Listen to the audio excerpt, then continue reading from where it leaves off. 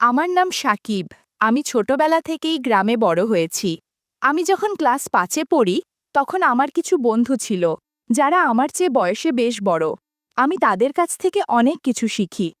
আমি টেলিভিশনে HBO, pH TV বিভিন্ন চ্যানেল দেখে মস্তি করতাম। বলে রাখা ভালো, আমার বাবারা ২ ভাই আর ১ বোন। আমার বাবা সবার বড়, আর ফুফু ও কাকা ছোট। চাচি বেশ ফর্সা, দেখতে সুন্দরী, ৩০-৩২ বছর বয়স হবে। আমি যখন ক্লাস 7-এ উঠলাম, তখন থেকে আমার মধ্যে একটা চাহিদা কাজ করা শুরু করল। মনে মনে ভাবলাম, সবার মুখেতে শুধু ওইসব কথাই শুনি, কিন্তু কিভাবে কি করব তা বুঝতে পারতাম না। আমি যখন ক্লাস 6-এ পড়ি, তখন আমার ছোট চাচা সিঙ্গাপুর চলে যায় জীবিকার উদ্দেশ্যে। বাড়িতে শুধু থাকি আমার পরিবার, চাচির পরিবার, দাদা দাদি। আমি ছোটবেলা থেকেই সবার সাথে খুবই ফ্রি ছিলাম, তাই আমার সাথে সবাই অনেক ভালোভাবে মিশত। আমি যখন ক্লাস 6-এ পড়ি, তখন থেকেই আমি বাংলা গল্পের বই পড়তাম। ওইসব বই পড়ে আমি আরও বেশি উত্তেজিত থাকতাম। অদ্ভুত শিহরণ কাজ করত। মনে মনে প্ল্যান করতাম, প্রতিবেশী কোনো মেয়ের সাথে অথবা চাচির সাথে বা খালার সাথে কোনো কাজ করা যায় নাকি। আস্তে আস্তে কেন যেন আমার চাচির কথা মাথায় আসত।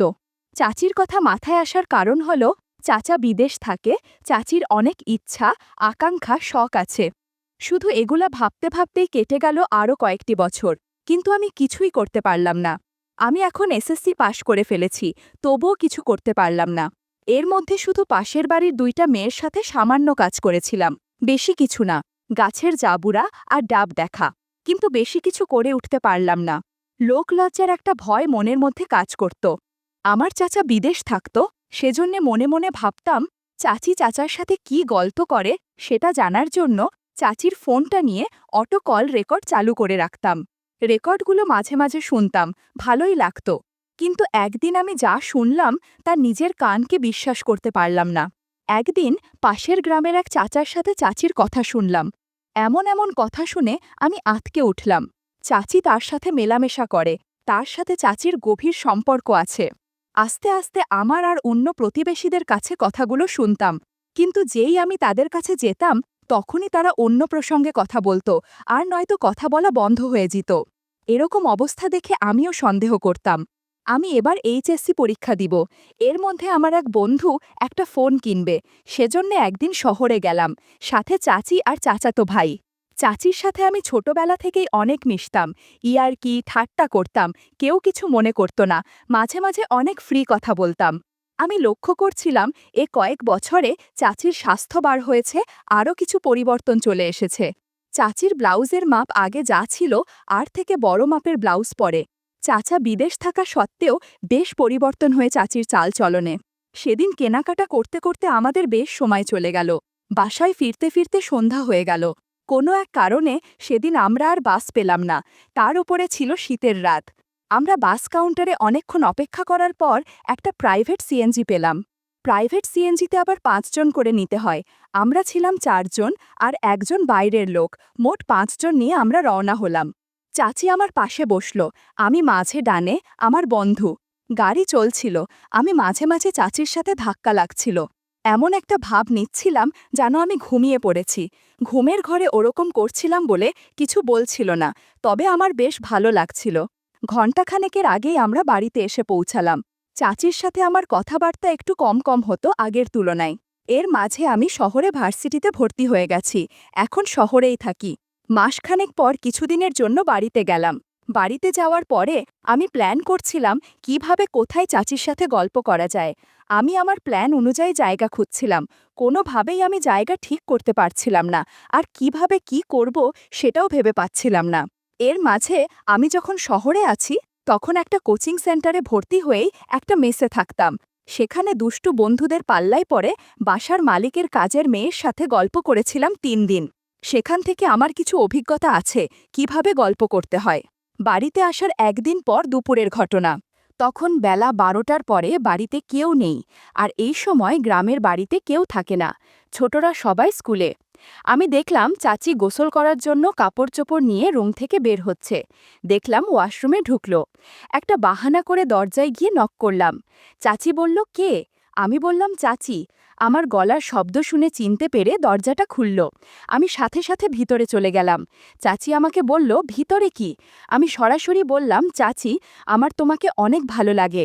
ছোটবেলা থেকেই তোমার সাথে গল্প করতে চাইতাম, তোমার সাথে সময় কাটাতে ইচ্ছে করত। চাচি অনেক ইতস্তত করছিল, বলল, এটা সম্ভব না।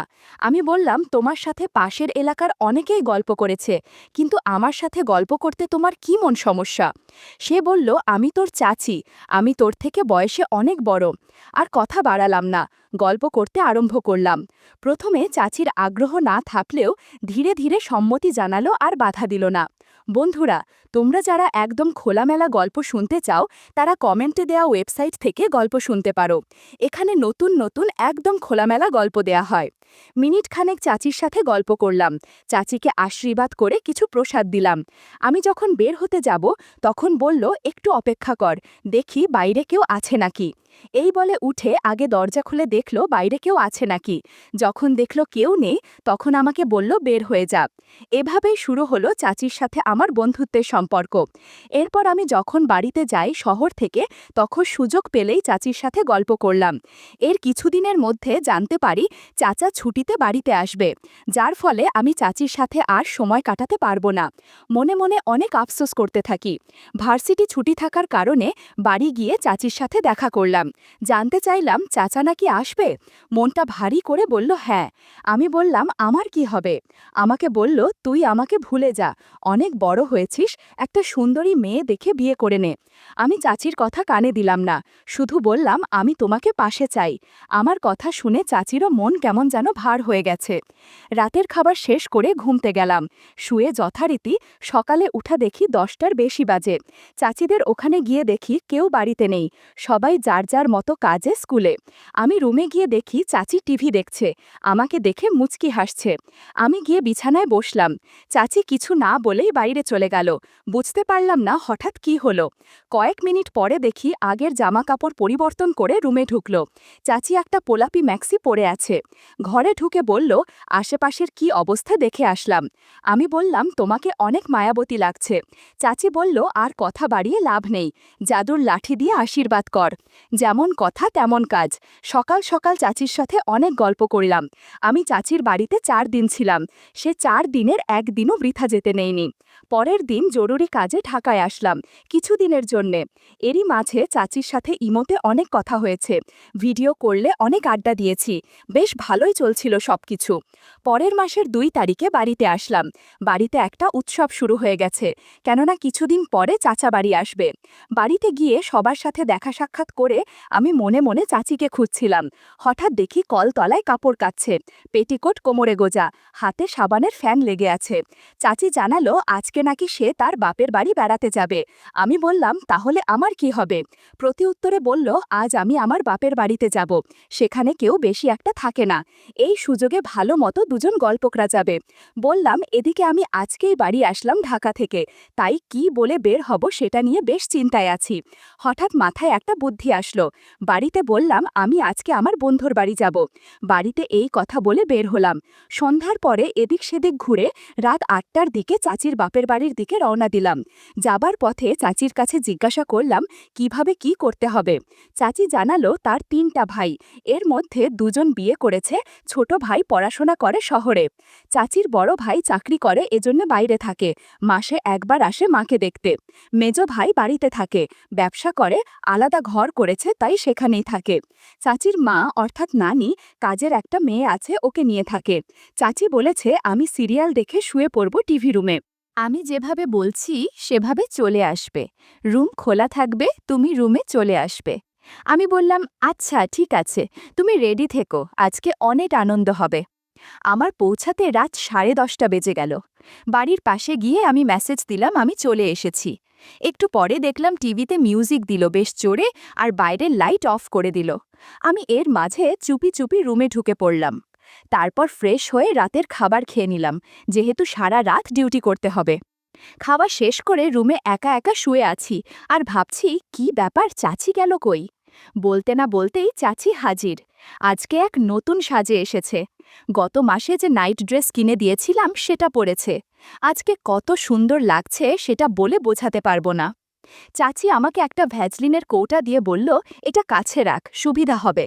তোর জন্য আজ আমি চুল ছেটে এসেছি। বেশি সময় না নিয়ে আমরা গল্প করতে শুরু করলাম। সেই ভোর রাত অবধি অনেক কিছু ঘটেছে, যা বলার বাইরে। ভোর 4টার দিকে দেরি না করে আশেপাশে তাকিয়ে বের হয়ে চলে আসলাম। এখানে থাকার মতো জায়গা না থাকায় পাশের শহরে একটা হোটেল বুক করলাম। কেননা চাচি যতদিন এখানে আছে আমিও ততদিন ডিউটি করব, কেউ বরক্ত করবে না। পরদিন একইভাবে আবার চাচির ঘরে গেলাম। আজকে আরও বেশি আড্ডা দিয়েছি। 3 দিন এভাবেই কেটে গেল। চাচি সকালে বাড়ি যাবে, তাই আমি আগেই বলে দিলাম, আমি আজকে বাড়ি থাকব না, তুমি যাও, আমি পালিয়ে রাতে তোমার কাছে যাব, তোমার সেই রান্নাঘরের পাশে গিয়ে কল দিব।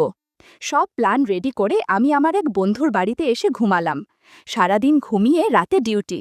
রাত 12টার দিকে চাচির রান্নাঘরের ওখানে এসে কল দিলাম। তার কিছুক্ষণ পরে চাচি আসলো। সেদিন বেশি সময় না নিয়ে কিছুক্ষণ থাকলাম। পরদিন বাড়িতে চলে আসলাম। বাড়ির সবাই জানে বন্ধুর বিয়ে খেতে গেছি, কিন্তু আড়ালে যা হয়েছে সেটা শুধু আমরাই জানি। এদিকে চাচার আসার দিন ঘনিয়ে আসছে। আমি চাচিকে এজন্যে বলে দিচ্ছি, তুমি হাসি খুশি থাকবে, চাচা যেন ঘুণাক্ষরেও কিছু বুঝতে না পারে। কিছুদিন পর চাচা বাড়িতে আসলো। চাচার ফেরার দিনটা যেন উৎসবের মতো হলো। সকলে সকাল থেকে বাড়ি সাজগোজ করেছে, রান্নাঘরে টুকটাক শব্দ, আড্ডার ঝর্ণা, সবাই মিলে ভীষণ আনন্দে সময় কাটালাম। মাঝে মাঝে চাচির দিকে তাকিয়ে থেকেছি। চাচিকে যেন আরও উজ্জ্বল লাগছিল, মনে হচ্ছিল সেও ভেতরে ভেতরে কিছু লুকিয়ে রেখেছে। রাত নামতেই ঘরের ভেতরের পরিবেশ বদলে গেল। খাওয়া দাওয়া গল্পগুজব শেষ হতেই চাচা আর চাচি নিজেদের ঘরে চলে গেলেন। একে একে সবাই ঘুমিয়ে পড়ল, কিন্তু চাচা চাচির ঘরে আলো জ্বলছে। আমি দূর থেকে টের পাচ্ছিলাম সেই ঘরে এক ভিন্ন আবহ তৈরি হচ্ছে। চাচি সেজেছিলেন, নতুন সাজ যেন আরও উষ্ণ করে তুলেছিল চারপাশ। দুজনের চাপা হাসি, ফিসফিসিয়ে কথা আর পরস্পরের কাছে আসার আবেশ রাতটাকে অন্যরকম করে তুলেছিল। জানালার ফুটো দিয়ে দেখলাম চাচা সিঙ্গাপুর থেকে কিছু জামা কিনে এনেছে, যেগুলো সমুদ্র পাড়ে পরে ঘুরে বেড়ায়। চিকন ফিতেবালা জামা। আমি নিঃশব্দে দাঁড়িয়ে রইলাম, মনে হচ্ছিল দেয়ালের ওপাশে চলতে থাকা আবেগ আমি অনুভব করতে পারছি। একটু পর চাচি সেগুলো পরে আসলো। কি অপরূপ লাগছে চাচিকে। এদিকে চাচার মধ্যে এক ধরনের জিজ্ঞাসাসূচক দৃষ্টি। চাচা জিজ্ঞাসা করল, আমি যে বছর গিয়েছিলাম সে বছর তোমার স্বাস্থ্য অনেকটাই কম ছিল, কিন্তু এখন মনে হচ্ছে অনেক পরিবর্তন এসেছে। চাচি পরিস্থিতি সামলে বলল, আগের থেকে বেশি খাওয়া দাওয়া হয়েছে, তাই এমন মনে হচ্ছে। এখন কথা বাড়িও না, তুমি অনেক দিন বাইরে ডিউটি করেছ, এখন আমার সাথে সময় কাটাও, আজ অনেক ডিউটি করতে হবে তোমাকে। কথাগুলো শুনে আমার একটু হিংসে হলেও নিজেকে মানিয়ে নিলাম।